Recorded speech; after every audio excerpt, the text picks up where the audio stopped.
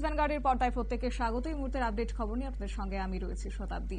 এবার ইউনুসের উপর ট্রাম্পের শুল্ক বোমা অবশ্য বর্ধিত হারে 35% কমলেও শুল্ক বোমা সেখানে রয়েছে ইউনুসের উপর। বাংলাদেশের উপর মার্কিন শুল্ক বোমার নথি নিউজ ভ্যানগার্ডের এবার হাতে এসে পৌঁছেছে। হাসিনার আমলে 14% আর ইউনুসের আমলে 35% বেশি। এতটা ফারাক যাবই নিয়ে কি তথ্য উঠে আসছে। আমাদের সঙ্গে যুক্ত হয়ে গেছে প্রতিনিধি শেখ মনিরুল। মনিরুল, কি জানতে পারছো? মার্কিন যুক্তরাষ্ট্র 15% তারা শুল্ক নিত, কিন্তু এরপরই হাসিনার পরিবর্তনের পরেই ট্রাম্প জমানায় কিন্তু ট্রাম্প একবার 50% শুল্ক বোমা চাপিয়েছিল বাংলাদেশের উপর। কিন্তু সেন্ট মার্টিন সহ যুদ্ধজাহাজ, গম, চিকিৎসা সরঞ্জাম যখন ইউনুস একের পর এক কিনতে ট্রাম্পের দরবারে মাথা নত করলেন, ঠিক সেই সময় নয়া যে বাণিজ্য শুল্ক, সেই নয়া বাণিজ্য শুল্কে সেই 50% যে চলে গেছিল সেইটা কমেছে। সেটা কমে 35% হারে এখন তোমার হচ্ছে বর্ধিত শুল্ক ধার্য করা হয়েছে। তবে হাসিনার আমল থেকে কিন্তু অনেকটাই বেশি। কিন্তু ইউনুসের প্রশাসন বা ইউনুস সরকার এখন চালাকি করে বলছেন যে তারা তার আমলে শুল্ক কমেছে, কিন্তু এটা একেবারেই সত্য কথা নয়। কারণ হাসিনার আমলে 15% থেকে ইউনুসের আমলে সর্বোচ্চ 50 পর্যন্ত পৌঁছেছিল। সেখান থেকে কিছু বাণিজ্যে ছাড় দেওয়ার জন্য সেটা 35% আনা হয়েছে। কিন্তু এই শুল্ক কমানোর জন্য এইসব মানে যেসব চুক্তি হয়েছে তার 6 পাতার যে রিপোর্ট, সেই রিপোর্ট এক্সক্লুসিভ ভ্যানগার্ড সবার প্রথমে কিন্তু দেখাচ্ছে। এবং সেইখানে মার্কিন যুক্তরাষ্ট্র বাংলাদেশ যে পারস্পরিক বাণিজ্য চুক্তি, সেই বাণিজ্য চুক্তি 2025 সালে 21শে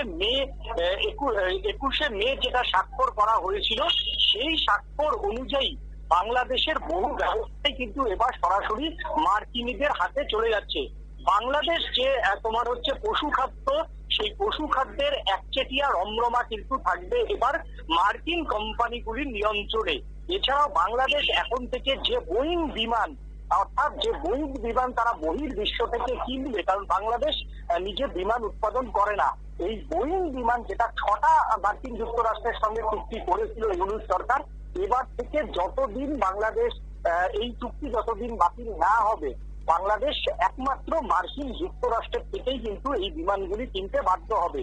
অর্থাৎ মার্কিন যুক্তরাষ্ট্র বাদে যদি বাংলাদেশকে অন্য কেউ সস্তায় রাশিয়া বা অন্যান্য দেশগুলি বিমান দেয়ও, তাহলে কিন্তু বাংলাদেশ কিনতে পারবে না এই চুক্তির পরিবর্তে।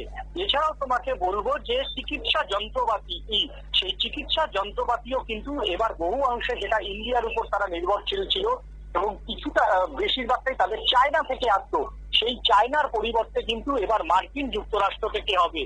এছাড়া ওষুধের ক্ষেত্রে তোমাকে বলতে পারি যে ওষুধের ক্ষেত্রেও কিন্তু যে চীনাদের একটা বাজার ছিল সর্বোচ্চ 35% বাংলাদেশে, সেই কাঁচা মাল এবং ওষুধ সবটাই কিন্তু এই জায়গাটা আস্তে আস্তে তোমার হচ্ছে মার্কিন কোম্পানিগুলো কিন্তু নিয়ে আসছে। এছাড়াও তোমাকে বলি ফার্মাসিউটিক্যাল পণ্য ছাড়াও মোটর যানবাহন এবং যন্ত্রাংশ, ভারতীয় যে সমস্ত গাড়ির কোম্পানিগুলি রয়েছে সেই সমস্ত কোম্পানিগুলির যন্ত্রাংশ ভারত থেকে যেমন সাপ্লাই হবে, এছাড়াও বাংলাদেশের বাজারে জাপান থেকে আরম্ভ করে, জার্মান থেকে আরম্ভ করে চীনা কিছু গাড়ি রয়েছে, সেই সমস্ত যে গাড়ির যন্ত্রাংশগুলি প্রয়োজন হয় সেগুলো কিন্তু এবার অনেকটাই তোমার হচ্ছে মার্কিন যুক্তরাষ্ট্র থেকে আসবে। এছাড়া যে সমস্ত মার্কিন কোম্পানিগুলির যে গাড়ি তোমার সেটা 2 চাকা হতে পারে, সেটা 4 চাকা হতে পারে, এতদিন তোমার হচ্ছে বাংলাদেশের বাজারে তাদের যে কর ছিল সেই কর কিন্তু এবার থেকে 20 থেকে 25% কমিয়ে আনবে ইউনুস সরকার।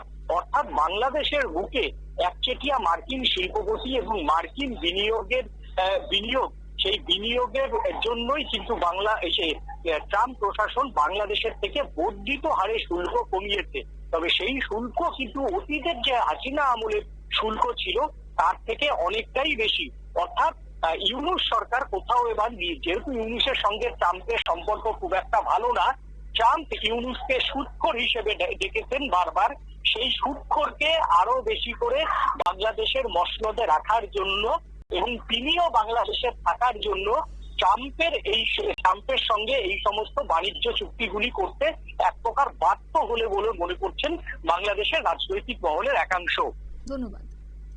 আপনারা শুনলেন, অর্থাৎ যে হাসিনার আমলে 14% সেখানে শুল্ক ছিল, সেই জায়গায় দাঁড়িয়ে ইউনূসের আমলে 35%, যদিও বর্ধিত হারে কমানো হয়েছে, কিন্তু তারপরও শুল্ক বোমা, ট্রাম্পের এই শুল্ক বোমা এবার 35% হারে বর্ধিত হয়েছে ইউনূসের ঘাড়ে। সেই চাপ কতটা সামলে উঠতে পারেন ইউনূস, সেটাই অবশ্য দেখার। নিয়ে নিশ্চিত একটি বিজ্ঞাপন বিরতির সঙ্গে থাকুন।